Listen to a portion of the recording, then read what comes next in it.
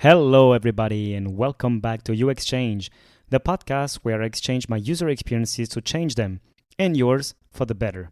I'm Jeremy, a mentor and senior user researcher with over 8 years of experience and a background in neuroscience.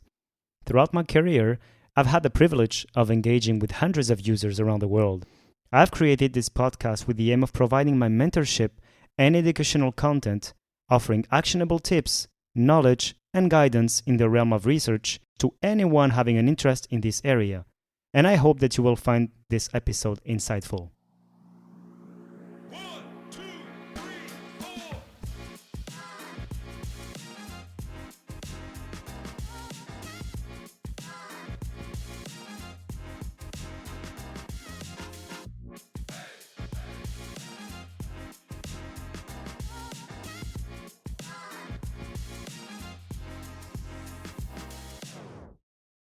Hello, everybody, and welcome back to You Exchange.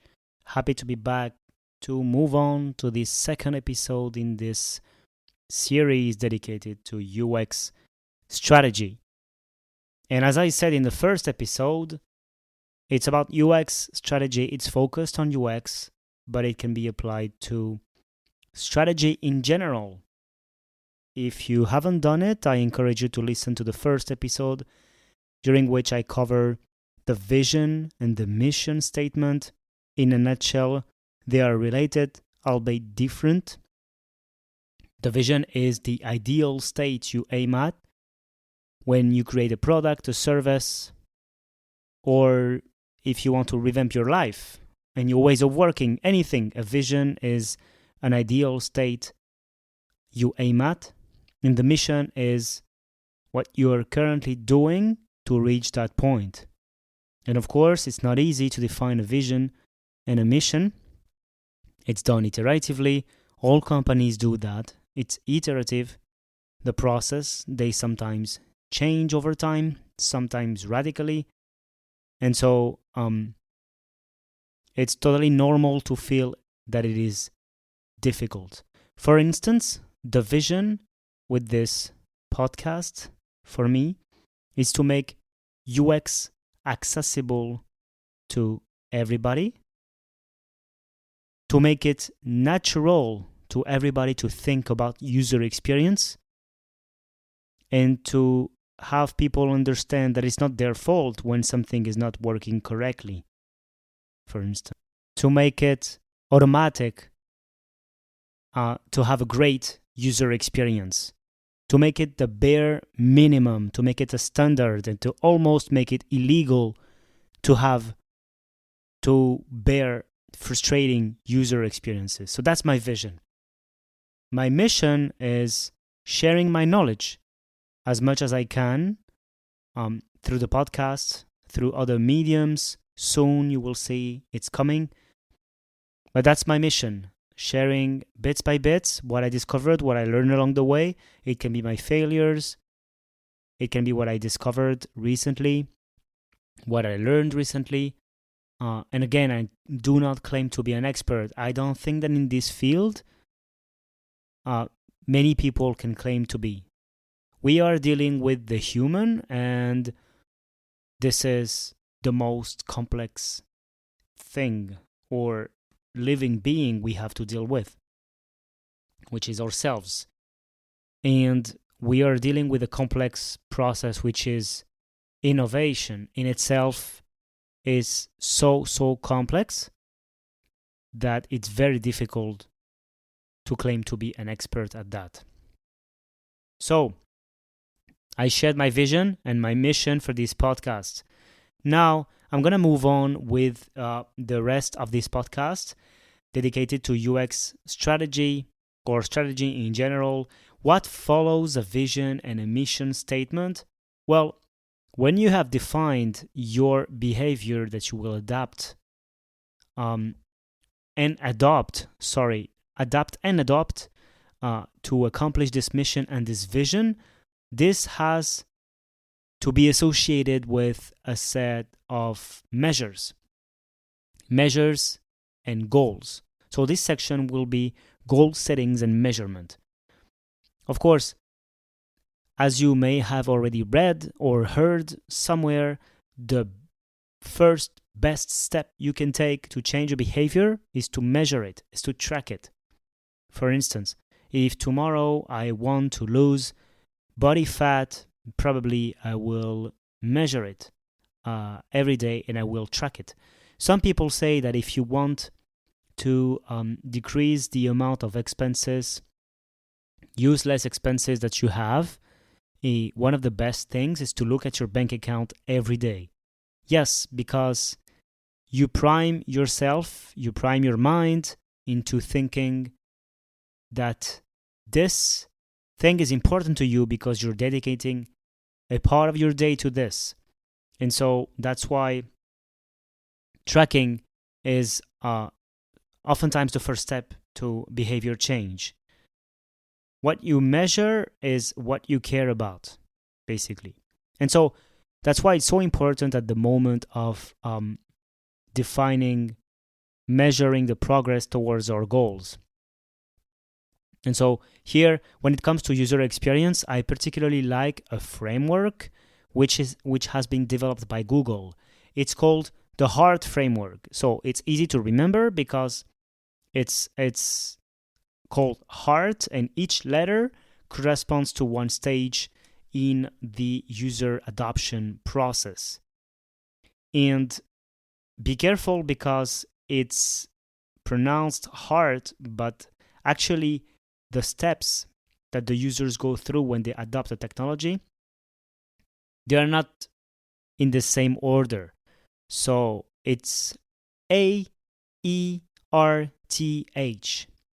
But we say HEART to remember about this metric definition, let's say. So, what is the HEART framework by Google? H for happiness. So you will measure user satisfaction and ease of use. E for engagement. You will measure time on task and feature usage. A for adoption. You will measure new accounts, for instance, when someone creates a new account. And conversions.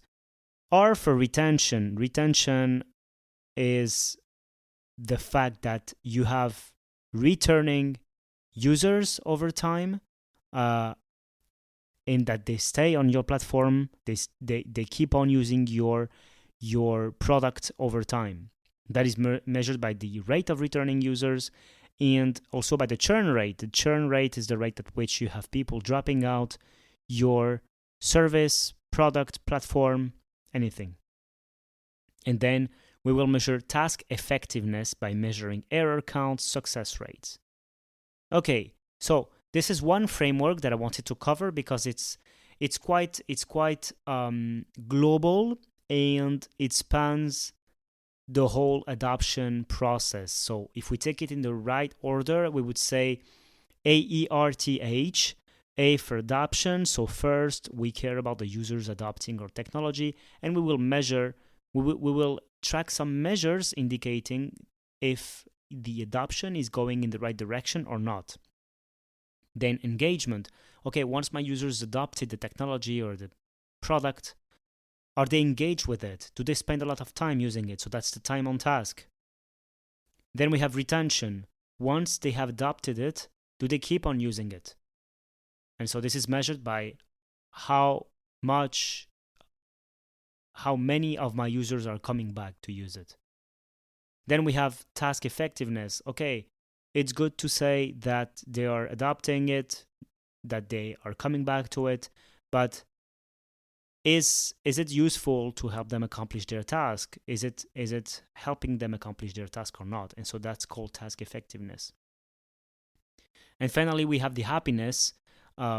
Overall, does this lead to user satisfaction?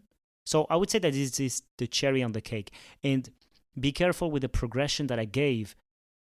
Let's say this is measured as going from bottom to top of a pyramid. You have the foundation and then you keep on going up until you reach the top, which is the user happiness. I prefer to see it this way. I honestly do not know why and how this framework was developed this way, in the sense of probably thinking step-by-step measurement. Imagine you want to do a user experience measurement over time of the adoption and retention of your technology. I am honestly not sure. I would say that it would be much more a foundation to nice to have, from a must have to nice to have perspective, meaning adoption is a must have. If your users are not using the technology, if your users are not adopting it, then you have nothing else. And then, okay, they might adopt it, but are they engaged with it? That would be the second step. And then, okay, but are they coming back to it? That's the retention. And then I have some small issues with the remaining ones. I mean, you can adopt a technology and already start to wonder about task effectiveness and happiness. We can be happy using a technology from the very first time, so it doesn't need to be measured after several exposure, let's say. Anyway, I just wanted to share about this framework and probably get you thinking about this, and just, let's say, getting used to the fact that when we define a vision and a mission, and then the overall idea is that when you want to improve a process or solve a user problem, you need to define a target, and this target is tracked through measurement. And so you first should select the metrics you will adopt, let's say, you will use, and then you should define what is acceptable and what is not. So it's like if I say, I want to do more sports, let's say. I want to be more active. So I could count the number of times in the week I go to the gym. I could also count the number of kilometers I walk every day, or the number of footsteps I do every day. So it's the idea. What is your measure? And then what is your target? And what is acceptable and what is not? That's basically the idea of selecting a metric and then measuring it. Okay, enough of that. Just wanted to share that we have several measurement methodologies. We have quantitative usability testing. So this implies having your users testing a prototype or an earlier version of your product, and then you will measure some variables such as task success rates, the time on task, and so on. You can also measure some analytics. You can also give surveys to your participants. Again, if you haven't done it, I encourage you to go back, listen to some other episodes on the user research methodologies that we have. We have the attitudinal methodologies, and we have the behavioral methodologies. So behavioral measures are measures that will track the behavior of your users. So how do they behave? What do they do? So it's basically observing them and counting the number of events that happen in a certain amount of time. And that would be behavioral methods. And then you can also ask them, and that is the attitudinal. In English, attitude is how someone, what someone thinks about something and what do they say about this thing. And so that is what is behind attitudinal measures. And so we gather this kind of method of data through surveys, oftentimes, when it comes to measures. So I don't know about you, but when I hear measure, I hear numbers. It's more it's more linked to numbers. If you do qualitative user research, you will get insights, findings, which can also be measures, but it's words. So I wouldn't use the term measures to define it. Anyway, so in this case, the measures will be things like analytics, surveys, observation, and so on. Anyway, then what is important when you want to track your user experience improvements over time, for instance, and the extent to which you're reaching your goals, it's important, of course, to have a baseline measurement. So imagine you want to improve a software for B2B applications. So you want to improve the extent to which it is usable, easy to use. And you made some redesign, and the redesign implied that the homepage, has widgets instead of having everything behind the menu. And so once you have done that, what you can do is, or before that, you would have measured the actual user experience and usability of your platform before doing the redesign. And once you do it, you redesign the platform, and then you measure the extent to which this has improved. It's the same as saying, I want to sleep better at night, and so I want to have at least 8 hours of sleep. So what I will do is cut caffeine at least at 4 p.m. before 4 p.m. So it's one behavior. Probably it's not the only thing you should do, but if you do it step by step, probably you reach your goal. And so what you will do is have your baseline measurement when you took caffeine after 4 p.m. and your after measurement when you drop this. And then you can compare, and you see the effectiveness of your let's say, change, of your intervention. Usually in the most radical and also scientifically correct experiments, we would change only one modality at a time. And we would apply only one factor at a time. So if you want to test the effectiveness of one design aspect, you would test it in isolation, if you can afford it, of course. So for instance, you want to test the impact of widgets on the homepage, well, you only change that aspect. Of course, it's sometimes difficult to say how many aspects are changing, because we can get down the rabbit hole and just saying, yeah, but if we get to zoom in enough, it's not only, it's widgets that are changing, but probably it's also the color, the font, and so on. Yes, but the idea is to have one main intervention and not more. And then you should define the level at which you consider that it's one, that it's two, that it's three interventions. But my point here is that if you apply multiple things to study the effect of your intervention on your outcome, and you have a given result, you might not know what it's due to, basically. Is it due to the color? Is it due to the placement? Is it due to the movement? You don't know. And so that's important to change things one at a time, but of course it's not always possible. And this would be the best if you have all the money and the time in the world, which is oftentimes not the case.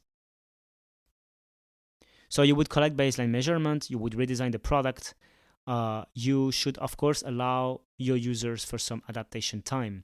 If you make some updates to an app, to a website, to a service, your users at the very beginning, they will get frustrated. Just brace for it. It's brace and embrace it. It's really expected. We never like change. We don't like change, even as users. And sometimes change is for the best, of course, but still it implies kind of shaking a bit the existing mental models that are in place oftentimes, and so there is a time during which your users need to readjust. And so take that adaptation time into account when you take your measurements. So for instance, you made an intervention on your e-commerce website, you made the cart and checkout to be in one step instead of two, whatever, saying random things here. Just wait before measuring your analytics. Do not measure it right the day after the implementation. Wait a bit, because sometimes there is some correction happening. Use, of course, if you can, some statistical analysis. Also try to triangulate as much as possible. Pair that with other information. So it can be interviewing your users to understand what is behind the quantitative measures that you have. It could be sending away some surveys, for instance, asking them for their opinion on a what we call a voice of customer survey, which is an intercept survey on a website, an app, or anything, to ask them their opinion on the experience in a few questions. And then, of course, the most important step would be to calculate the ROI, so return on investment. And this is, of course, tied to business metrics. You have your business metrics, which would be, for instance, churn rate, retention, adoption rate, MRR, and so on. And you try to link that to your user experience metrics. And then you can calculate if the change you made had any impact. Okay, now let's get down into what are the different roadmaps that we can create when we have created the vision, the mission, and the goals. So basically, what is a roadmap? I would say, first of all, the roadmap is the very next step after you have identified the vision, the mission, and the goals. The roadmap is a way for you to organize the sets of actions you're about to take and to organize them logically over time. So it's really about, first, what are we going to tackle? Then, what are we going to address? And finally, what will we do over time? And so this is the roadmap. So that's why first you need a vision, and then you need to define your mission, and then you need to define your goals. Once you have your goals defined, you can work backwards to identify, okay, that is our expected outcome. What shall we do to reach that point? And then you can subdivide your actions into logical and expected steps you would take.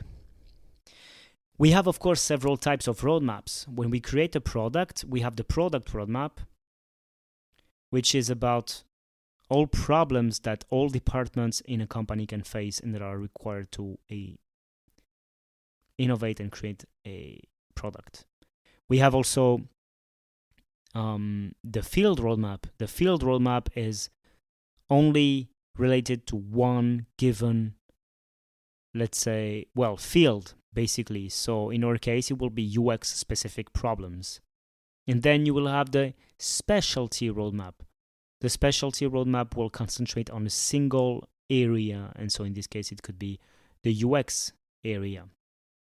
The research area, I meant. So the research area, or the design area, the content writing area, and so on.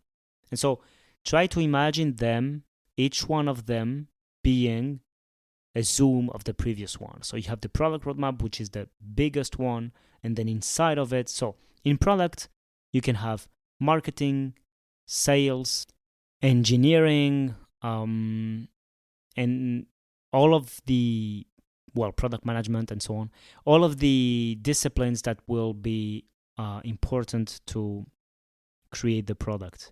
And then inside of it, and of course, the UX roadmap, which is one of them. And then you have the field roadmap. In the field roadmap, you have the UX roadmap, basically. And so the UX roadmap could be the UX design roadmap, the UX research roadmap, the content roadmap, and so on. And then once inside of it, you have each specialty with its own roadmap. So what would be the creation process for these roadmaps? Well, this is going to be the topic of the next episode. So I hope you learned at least one thing. As always, if it's the case, please share it with your friends, with your colleagues, and I look forward to having you in the next episode. Until then, take care. Bye-bye. And that's it for today's episode. Thank you everyone for joining me today on New Exchange. I hope you found today's episode insightful and valuable. Make sure to subscribe in order for you not to miss the next episode. Share it if you liked it and leave a review. Thank you for your time and attention. If you have any questions, comments, or suggestions for future topics, feel free to reach out directly to me. You can find all the details in the show notes. And see you in the next episode. Bye-bye. And